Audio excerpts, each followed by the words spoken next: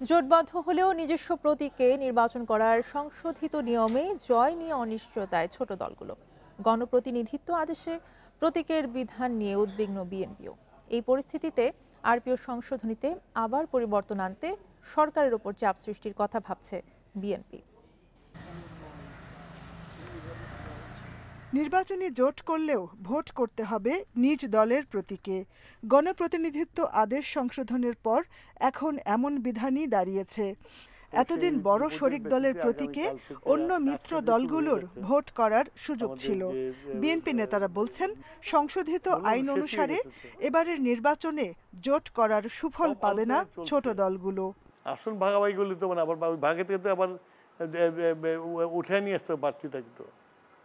আর এখন যেসব আইন কানুন করেছে, এই যে বলছে যে যার যার দলে তাড়াতাড়ি দিতে হবে, মার্কার দিতে হবে, এখন এটা তো একটা মানে তোমার নির্বাচনের জন্য একটা বড় ধাক্কা।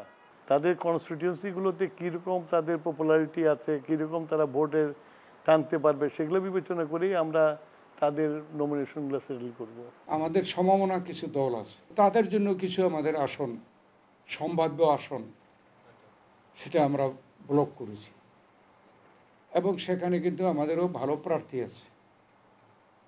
কাকে কাকে আমরা দিতে পারবো, কয়জন দিতে পারবো, কয়জন নিয়ে তারা খুশি হবে, এটার কিন্তু নেগোসিয়েশন এখনো চূড়ান্ত হয়নি।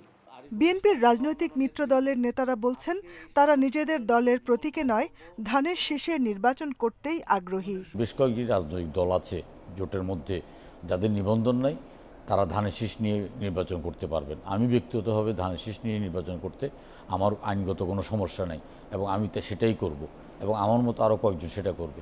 আর যাদের মানে নতুন রাজনৈতিক দল এই প্রতীক নিয়ে কোনো নির্বাচনে অংশগ্রহণ করে নাই, জনগণের কাছে অপরিচিত কিংবদন্তি আকারের প্রতীক, এগুলোতে একটু সমস্যার সৃষ্টি হতে পারে।